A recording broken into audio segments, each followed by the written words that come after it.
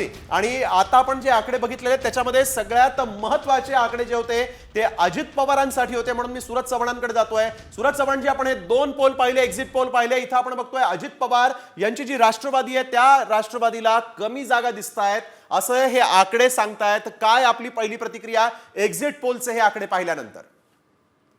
आम्हाला खरं तर एक्झिट पोल पेक्षा महाराष्ट्राच्या जनतेचा कौल महत्वाचा आणि आज आम्ही जमिनीवर फिरत असताना महाराष्ट्राची जनता ही महायुती आणि राष्ट्रवादी काँग्रेस पक्षाच्या बरोबर आम्हाला दिसते।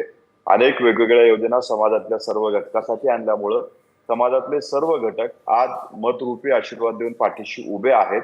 खरं तर तुम्ही दोन कौल दाखवले, त्याच्यामध्ये पहिला कौल आमच्या विरोधात दाखवला, दुसरा कौल महायुतीच्या बाजूने दाखवला। आमच्या जुन्या काही लोकांना कमीत कमी 5 मिनिटाचा तरी आनंद तुम्ही त्यांना घेऊ द्यायला पाहिजे होता।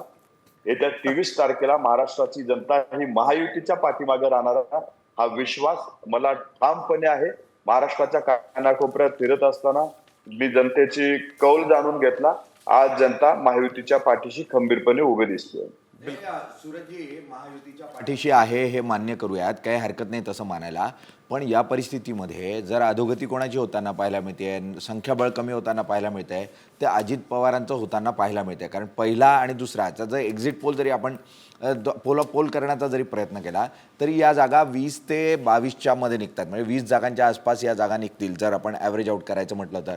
अशा परिस्थितीमध्ये जे आमदारांची एकूण संख्या तुमच्याबरोबर होती 27-28 आमदारांची, तीही राखण्यामध्ये तुम्ही यशस्वी होत नाही, याची काय कारणं वाटतात तुम्हाला? जर असं होत असेल तर यामागची काय कारणं वाटतात? युती मे बी सत्तेत येईल पण युतीचा घटक पक्ष म्हणून तुम्ही कमकुवत होताय।